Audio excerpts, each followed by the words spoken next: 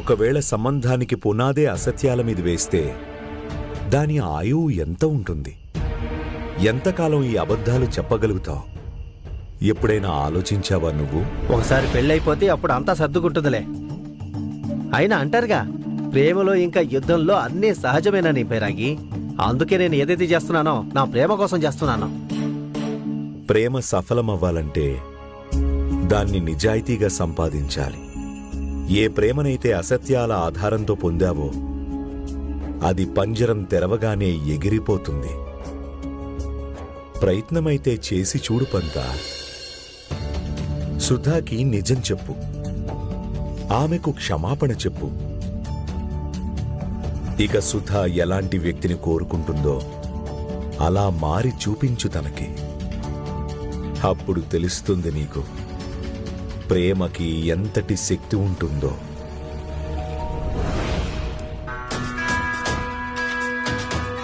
సాయి చెప్పడం వల్ల నేను ఈ ఉపవాసం చేయాల్సి వస్తుంది.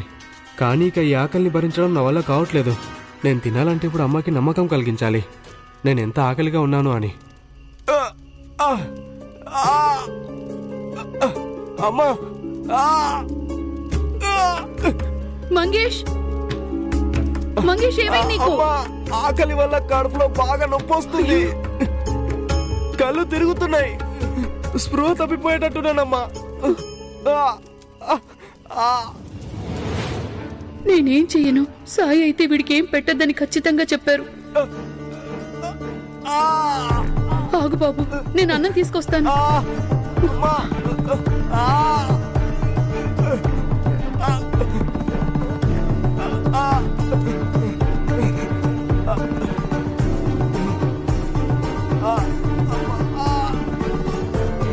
తిను బాబు, తిను నాన్న.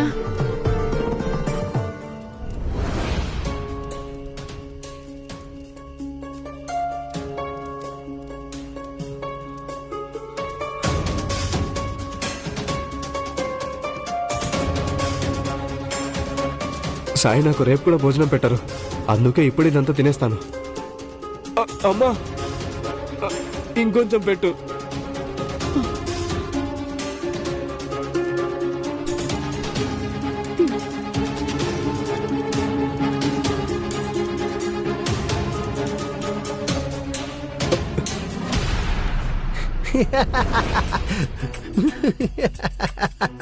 ఏంటి నిజం చెప్పి చెప్పు దెబ్బలు తినాలా? అది జరగని పని బైరాగి, జరగని పని. రేపు నాకు సుధకి పెళ్లి జరిగి తీరుతుంది. నువ్వు దాన్ని ఆపడానికి ప్రయత్నించావో దాని పర్యవసానం చాలా తీవ్రంగా ఉంటుంది. పర్యవసానాల గురించి భయపడాల్సింది నువ్వు. నువ్వు గమ్యానికి చేరుకోవటానికి తప్పుడు దారిని ఎంచుకున్నావు.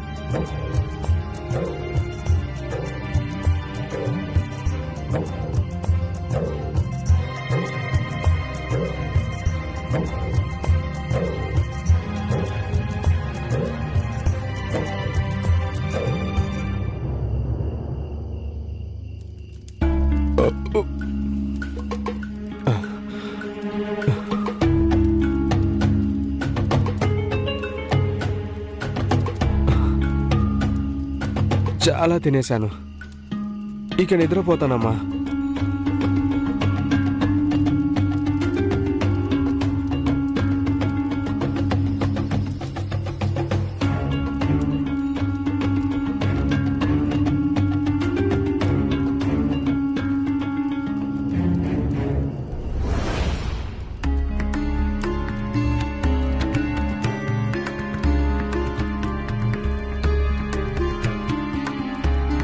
అమ్మా, మంగేష్ ఏమీ తినలేదుగా?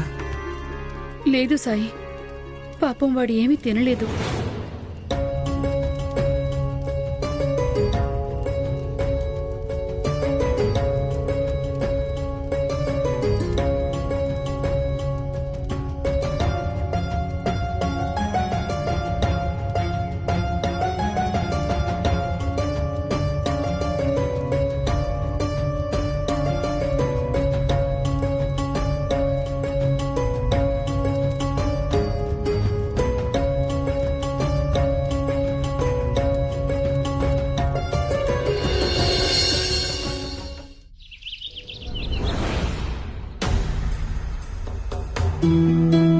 మనం వివాహం ఎక్కడెందుకు చేసుకుంటున్నాం?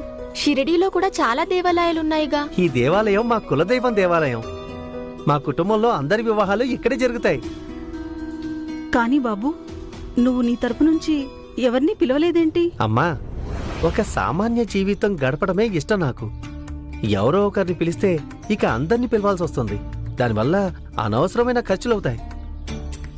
ఆ డబ్బులతో నేను ఎంతో మంది అవసరంలో ఉన్న వాళ్ళకి సహాయం చేయొచ్చు. మీకు విషయం తెలుసా?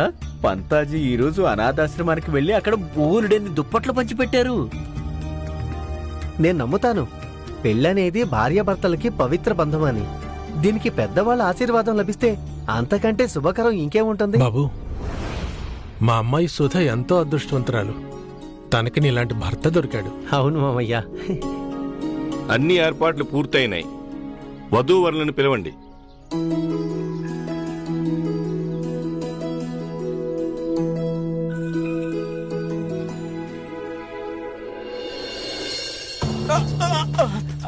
మంగేష్, తగ్గిపోతుంది బాబు, తగ్గిపోతుంది.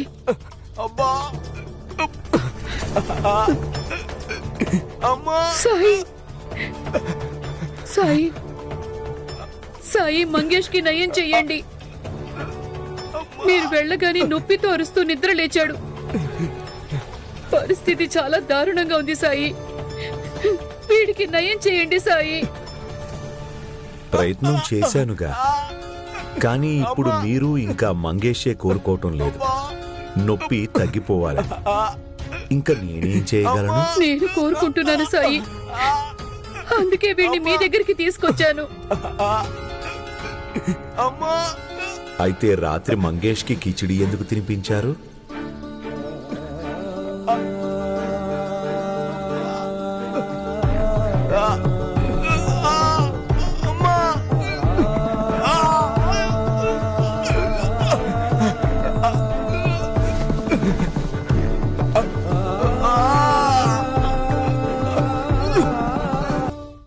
ఇది తాగు.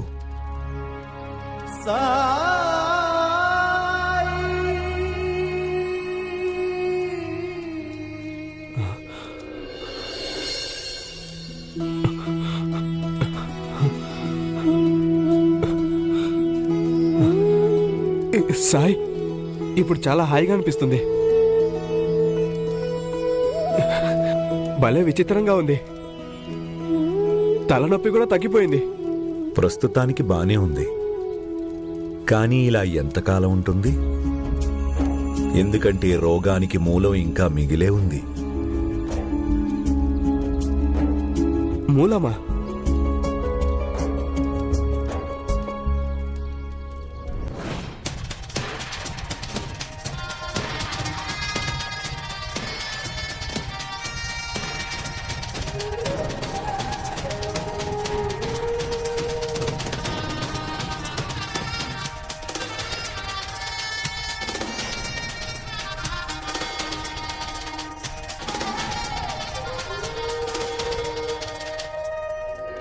ఆయుష్మాన్ భవ, సదా సౌభాగ్యవతి భవ.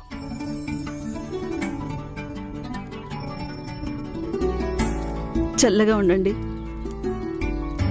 సుధా, ఈ రోజు నుంచి నీకు కొత్త జీవితం మొదలవుతుంది. నువ్వు నీ సంసారంలో అల్లుడు గారితోటి సంతోషంగా ఉండు. నేను ఎవరినైతే ప్రేమించానో ఆమెతో ఏకంగా వివాహమే జరిగిపోయింది. ఇక నుంచి నా జీవితంలో సుఖ సంతోషాలే ఉంటాయి. అంతా మంచి జరుగుతుంది. అబద్ధాలు మరియు అత్యాశ. నీ మనసులో ఆహారం మీద అత్యాశ పుట్టుకొచ్చింది మంగేష్. నువ్వు ఎప్పుడు భోజనాన్ని చూసినా నీ మీద నీకు అసలు నియంత్రణే ఉండటం లేదు. తిండి మీద ఆశ ఉండటం తప్పు కాదు, కానీ తినటం ఒక వ్యసనం అవటం, రోజంతా ఏదో ఒకటి తింటూ ఉండటం, ఇది ఆరోగ్యానికి అంత మంచిది కాదు. నువ్వు ఒక్కరోజు కూడా తినకుండా ఉండలేకపోయావు. నువ్వు మీ అమ్మకి ఈ అబద్ధం చెప్పేశావు. ఆమెను భోజనం పెట్టమని వివసురాలిని చేశావు. నువ్వు ముందు కూడా ఇలాగే చేసున్నావు మంగేష్. ఇంత అతిగా తినటం వలన నీ ఆరోగ్యం పాడవటం మొదలైంది. తలలో నొప్పి రావటం మొదలైంది. ఏ విషయంలోనైనా అతి అనేది ఇలాగే నష్టదాయకం అవుతుంది. ఎప్పుడైతే ఆ వస్తువుని పొందటం కోసం అబద్ధం చెప్పాల్సొస్తుందో అప్పుడది మనకి మేలు చేసే ప్రసక్తే ఉండదు. సాయి, నాకు అర్థమైంది. ఇక నుంచి నేను ఎంత అవసరమో అంత మాత్రమే తింటాను, అంతకంటే ఎక్కువ తినను. అలాగే ఎప్పుడు అబద్ధాలు ఆడాను.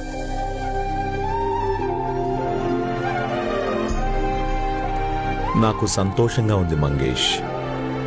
సమయం ఉండగానే నువ్వు ఈ విషయం అర్థం చేసుకున్నావు. కానీ ఇంకా కొందరు ఎవరైతే ఒక మనిషినో లేక ఒక వస్తువునో పొందాలన్న తాపత్రయంతో వాళ్ళ జీవితాలని అసత్యాలతో నింపుకుంటున్నారు. వాళ్ళు ఇది అర్థం చేసుకుంటే బావుండు.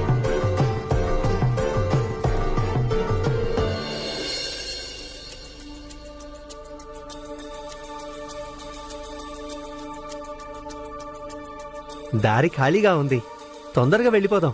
ఎవరికంట పడకుండా వెళ్ళడం మంచిది. ఆ? ఎందుకు? చూస్తే మాత్రం ఏమవుతుంది? ఏమవటం ఏంటి, చాలా అవుతాయి. అందరూ మన సంతోషానికి దిష్టి పెడతారు, మనల్ని ఎగతాళి చేస్తారు. పదండి.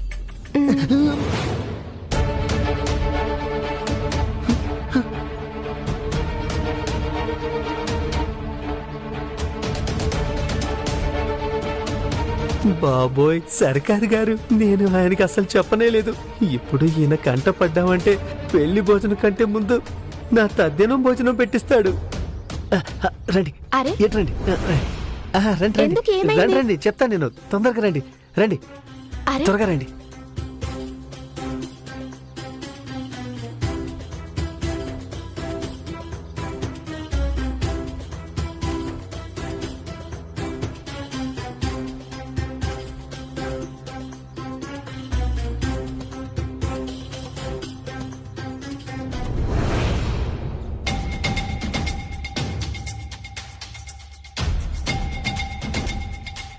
మీరు ఎందుకు దాక్కుంటున్నారు?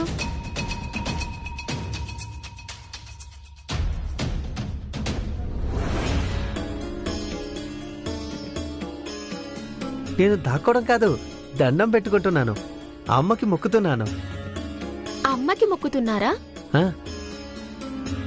ఈ చెట్టు మా అమ్మ నాటింది కొన్ని సంవత్సరాల క్రితం. ఇక్కడికి ఎప్పుడొచ్చినా హాయిగా అనిపిస్తుంది. అమ్మ నీడలోకి వచ్చినట్టు, అమ్మ ఒడిలో ఉన్నట్టుగా, అమ్మ చెయ్యి పట్టుకున్నట్టు. ఈ చెట్టు అమ్మ ఆఖరి గుర్తు. ఇది చెట్టు కాదు, ఇది మా అమ్మ. అందుకే నేను కోరుకుంటున్నాను, ఇంటికి వెళ్లే ముందు నువ్వు కూడా అమ్మకి పూజ చెయ్యాలని. ఆశీస్సులు తీసుకో. అలాగే.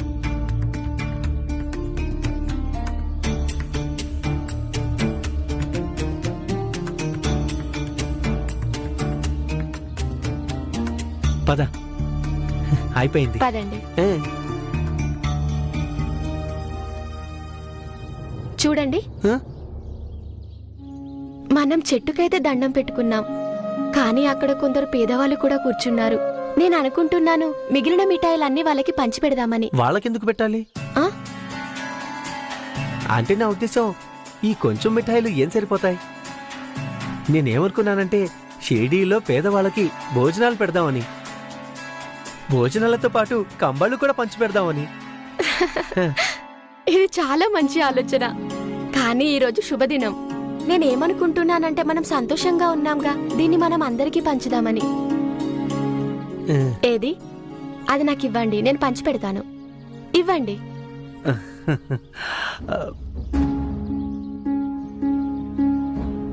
అయ్యో, దీంట్లో ఒకటే లడ్డుంది.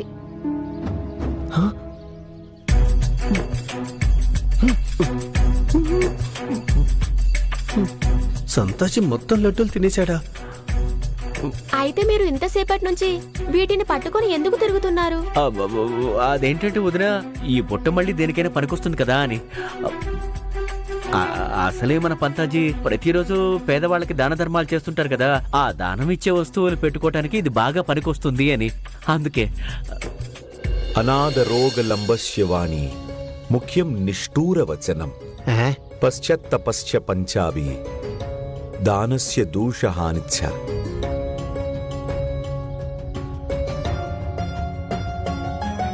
అవమానం చేసి దానం ఇవ్వటం, ఆలస్యంగా ఇవ్వటం, ముఖం మార్చుకొని ఇవ్వటం, కఠోర వచనాలు పలకటం, మరియు దానమిచ్చిన తర్వాత పశ్చాత్తాపపడడం. ఈ 5 క్రియలు దానాన్ని కలుషితం చేసేస్తాయి. అందుచేత దానమివ్వటానికి అత్యంత ముఖ్యమైనది దానం ఏ భావనతో ఇస్తున్నారు అనేది. దానంగా ఏమి ఇస్తున్నారో, తక్కువ లేక ఎక్కువ, అది ముఖ్యం కాదు.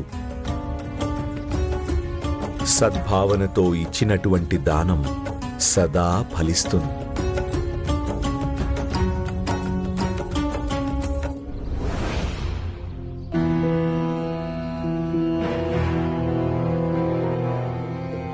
గుమాస్తా ఈరోజు తారీఖెంత? 27 సర్కార్. హరి ఓం హరి ఓం. ఈరోజు పౌర్ణమి. ఖండోబా ఆలయానికి వెళ్లి నేను జలాభిషేకం చేయాల్సిందే. సర్కార్ ఎక్కువ దూరం రాలేదు, పదండి వెనక్కి వెళ్దాం. పదండి. ప్రణామాలు బాబా. రాముడు మీకు మేలు చేయాలి. బాబా, ఆ రోజైతే మిమ్మల్ని మీ పేరు అడగడం కూడా మర్చిపోయాను. ఇక ఆ తర్వాత మనం కలవనే లేదు. అందరూ నన్ను సాయి అనే పేరుతో పిలుస్తారు. ఇంకా కలవటం కలవకపోవటం అంతా దైవానుగ్రహం. అన్నట్టు మీ ఇద్దరికీ హృదయపూర్వక వివాహ శుభాకాంక్షలు. ధన్యవాదాలు. అనుకున్నాను మిఠాయిల, కానీ ఒక్కటే లడ్డు మిగిలింది. మీరు తీసుకోండి. దీని మీద నాకు కాదు, వేరే వాళ్ళకి హక్కుంది. ఎవరికి సాయి? ఖండోబా స్వామికి.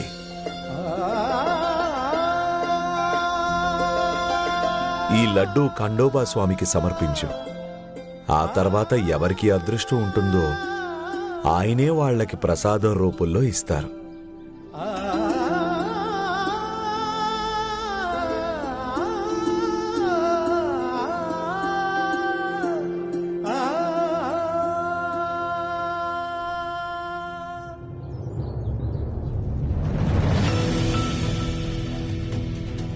ఏ బైరాగి, నువ్విక్కడ ఏం చేయడానికి వచ్చావు? పంతా, నేను ముందు కూడా నీకు నచ్చజెప్పడానికి ప్రయత్నించాను. ఈరోజు మళ్ళీ చెప్తున్నాను. ఏదైతే జరిగిపోయిందో దాన్ని ఎలాగో మనం మార్చలేం. కానీ మన వర్తమానాన్ని సరిచేసుకుని మనం మన భవిష్యత్తుని బాగు చేసుకోవచ్చు.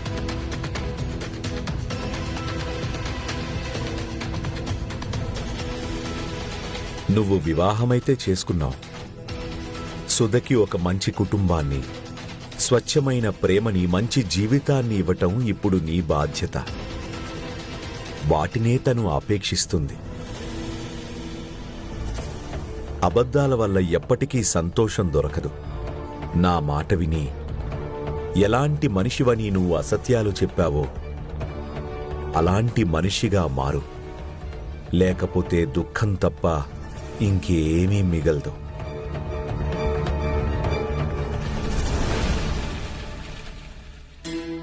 సాయి, నైవేద్యం సమర్పించాను. ఇక మిగిలిన లడ్డూలు పేదవాళ్లకి పంచిపెట్టు. సాయి, కానీ దీంట్లో ఒకటే లడ్డు ఉండింది. సరే, ఒకసారి బుట్టలో చూడమ్మా. బహుశా ఇంకొన్ని లడ్డూలు మిగిలి ఉండొచ్చు.